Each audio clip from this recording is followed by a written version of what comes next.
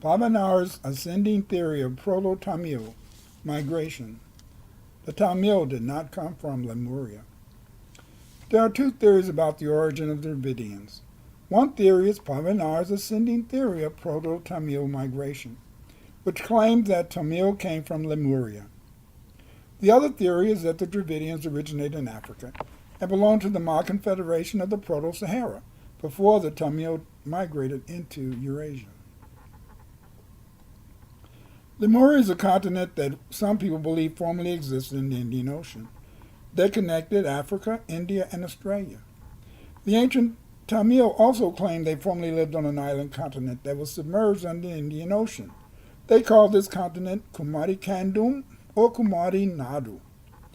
The Ma Confederation or civilization was located in ancient Middle Africa. This civilization inhabited by the founders of the Sumerian, Egyptian, Elamite, and Garamantian civilizations. The ancestors of these people belonged to the Unanian culture of Africa.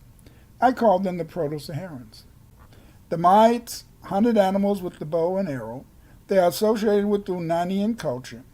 The Unanian culture existed 12,000 years ago. An Ñanamuttan is a person who argues his case after having completely visualized the whole concept, which is a Tamil tradition since Paavanar's day. The Ñanamuttan is a person who is able to visualize phenomena by making the phenomena concrete. To make a phenomena concrete, you have to provide examples or evidence that supports the existence of a phenomenon. Some people claim an example of Ñanamuttan is the research of Devaneya Pavanar. Devaneya Pavanar is a Tamil linguist. He was known as a great scholar of the Tamil language. He wrote 34 books on Tamil linguistics and etymology. Paavanar, in Primary Classical Language of the World, argues that the Tamil language is the most natural, and also a proto-world language, being the oldest Tolmali language of the world, from which all other major languages of the world are derived. Devaneya Pavanar believed that Sangam literature was compiled 10,000 to 5,000 years before the Common Era. Many Tamil believe that Paavanar's work, Primary Classical Language of the World, proves that Tamil did not come from Africa. Paavanar's research into Tamil origins is based on conjecture, or wishes. Paavanar argues that the Tamil language originated in Lemuria, the cradle of civilization and place of the origin of language. He believed that the evidence of Tamil's antiquity was being suppressed by Sanskritis. Paavanar's timeline for the evolution of mankind in Tamil is as follows. 5000 BC, origin of the human race. 200,000 BC, evolution of the Tamil or Homo Dravida. 200,000, 100,000 years ago, beginning of Tamil. 50,000 BC, Kumarikandam, civilization. 20,000 BC, a lost Tamil culture on eastern island which had an advanced civilization. Here are some of the various periods of Paavanar's timeline for Tamil.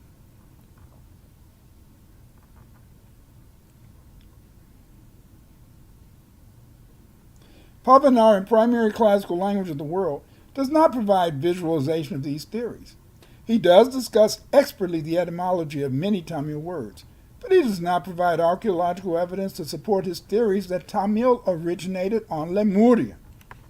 Paavanar argues that Tamil originated in Lemuria. In support of this claim, he provides no archaeological evidence. He says the Pandyans came from Lemuria, so the Tamil came from Lemuria. In support of this claim, he discusses the relationship between Australian dialects and Tamil. Just because these dialects show cognation is not evidence Tamil came from Lemuria or came from Australia, because we don't have any evidence Lemuria existed. Absent archaeological evidence linking Australia to South India fails to support a Lemurian origin of the Tamil. Yes, there is no archaeological evidence that connects Australia and South India. Paavanar, on page 22 of Primary Classical Language of the World, argues that the Tamil have been in South India since Paleolithic times. He argues that this is supported by the fact that the culture in South India has remained constant. This is false. The original South Indians cultivated wheat, but the Tamil cultivated millet. Whereas some of the original settlers of India cultivated wheat, the Tamil cultivated millet. The linguistic evidence suggests that the Proto-Dravidians belonged to an ancient sedentary culture which existed in Saharan Africa. We call the ancestors of this group Paleo-Dravido-Africans because these people spoke Dravidian and African languages. The Dravidian term for millet are listed in the Dravidian Etymological Dictionary at number 2,359, 4,300, and 2,671. A cursory review of the linguistic examples provided below from the Dravidian, Mandi, and Wolof languages show a close relationship between these languages. These terms are outlined in this slide.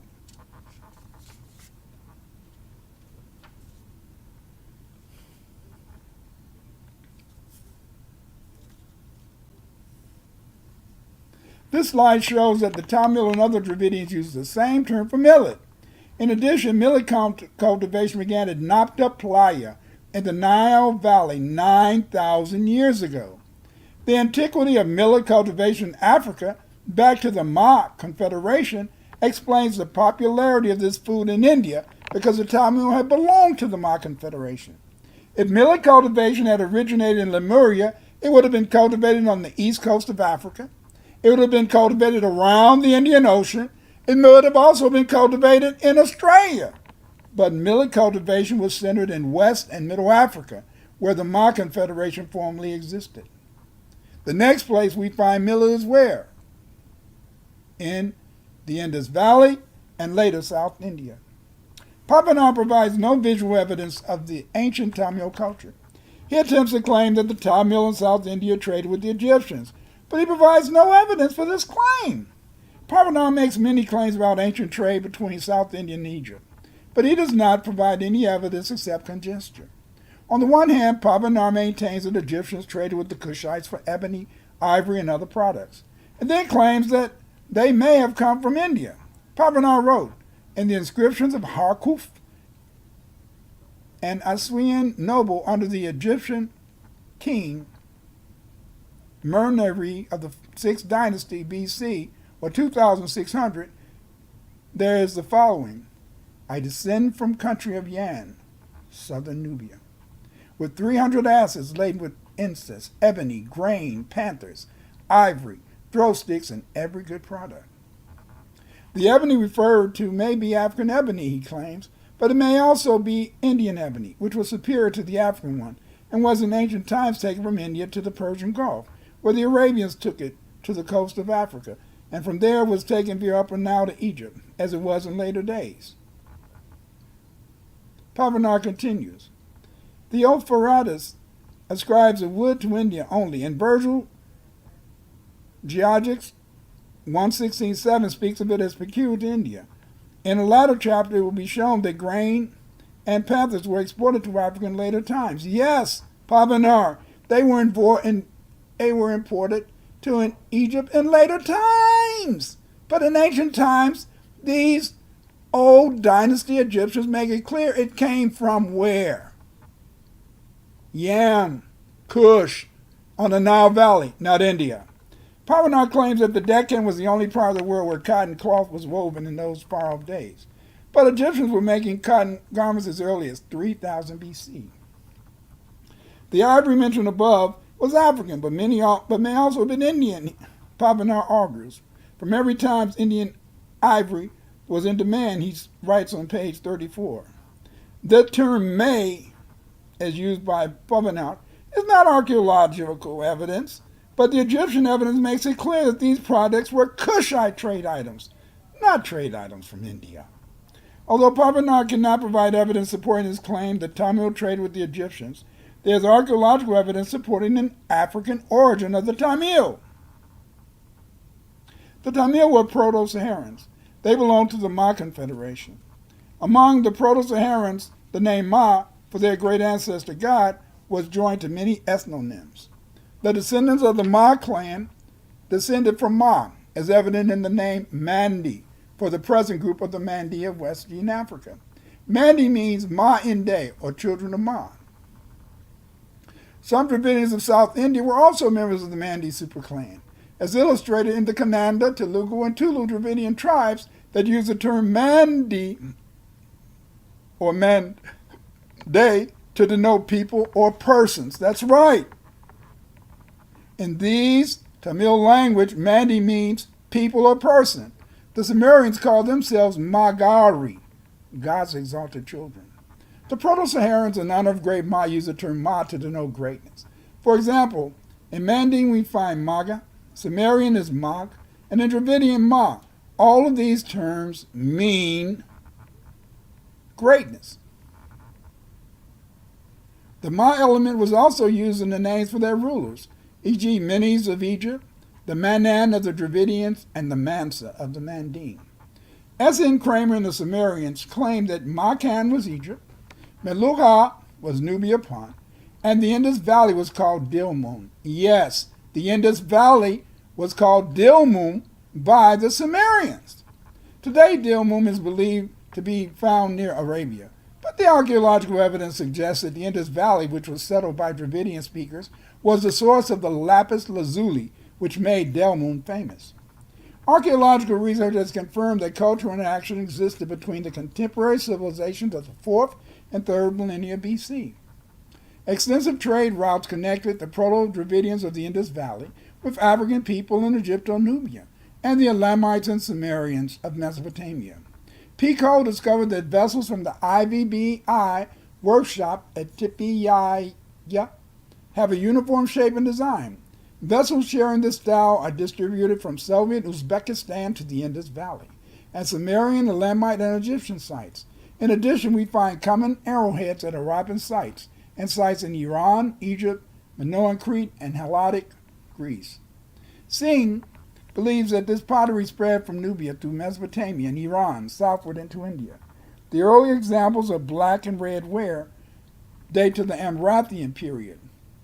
The Amrathian period dates to 4000 BC. In other words, the earliest black and red pottery was made over 6,000 years ago in Africa. The oldest black and red pottery came from the Nile Valley. The Tamil took black and red ware to the Indus Valley throughout North India and South India.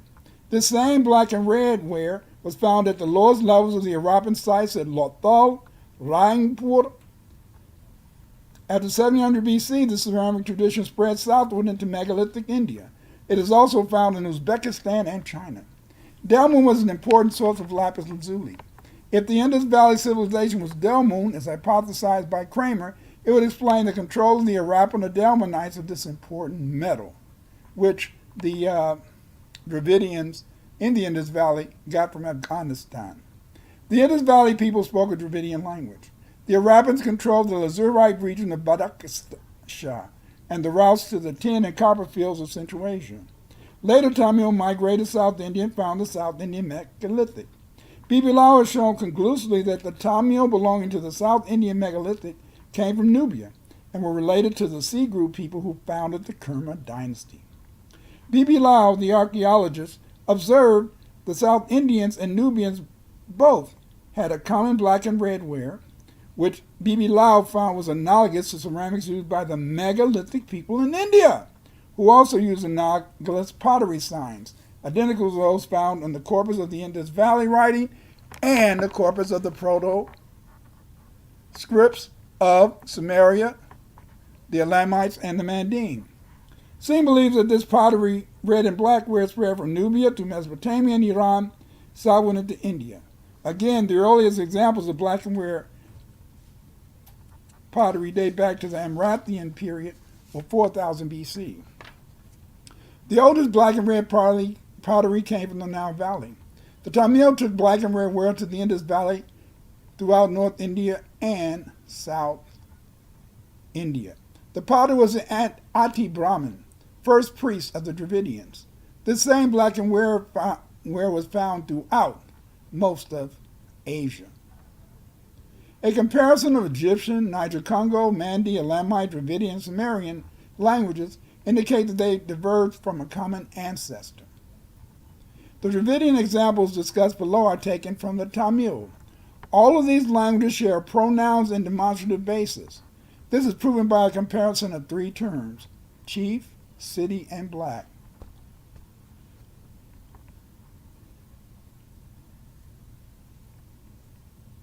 This linguistic data illustrates that a common cultural macrostructure is shared by these languages speakers, which subsequently evolved along separate lines. Given the genetic unity of these languages, we should call this group Black, African, Sumerian, Dravidian, Elamite, or Bafsudralam, superset of languages. The Tamil writing system originated in Africa. The symbols on the IVC seals and megalithic pottery are derived from the Thinite script. This script was used to write the Olmec script, Minoan script, Proto-Elamite, and Proto-Sumerian writing, before the Sumer people would decide to use cuneiform. The writing was also engraved on pottery from ancient Egypt to the Indus Valley, down into South India. There was no single human population in India. There have been varied Homo sapien groups that lived in India. Homo sapiens mean humans like us. The first anatomically modern humans in India were the Bedoids, who are related to the Australians. Next was probably the Munda people. After the Munda people came the Dravidians, followed by the Indo-Aryan speakers and various Mongoloid populations. The Dravidians settled the Indus Valley and introduced the Indus Valley civilization, which includes writing and black and red pottery. The Gond and Munda were members of the IVC. A major Munda tribe was the Gond. The Gond are a primordial population of India. They were probably formerly a Munda group. The Gond probably founded the Magarth culture. This view is supported by Magarth art, typified by the neck rings of the female figurines. The Munda people were living in the Indus Valley when the Tamil arrived and founded the Indus Valley civilization. The Munda Gond adopted many Dravidian cultural practices, but they continued to make female figurines with neck rings in the Indus Valley. Gond and Munda are recognized as different tribes and live in different parts of India. The Munda speak the Mundari language. The Gond speak Kautur language. A Munda origin of the Gond would explain the early separation of Gond from Proto-Dravidian. The Gond speak Dravidian languages today and are grouped in the Dravidian family of languages. The Gond are not the only Indian population that was absorbed by the Dravidian speakers. The Naga of North and South India came from modern Ethiopia. The Naga spoke Ge'ez.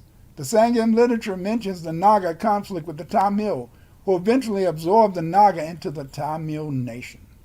Whereas Paavanar does not provide visual evidence supporting the Lemurian origin theories for the Tamil and Tamil origination in South India, there is abundant visualization for the African origin of the Tamil.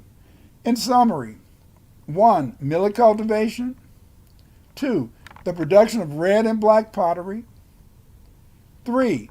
Cognate languages. And 4. The reality that writing originated in Africa makes it clear Paavanar's theory lacks congruence or visualization. The archaeological evidence makes it clear Tamil speakers took these cultural and economic professions with them to the Indus Valley and megalithic South India from their African homeland. The Tamil did not originate in Lemuria or South India. The Tamil came from Africa.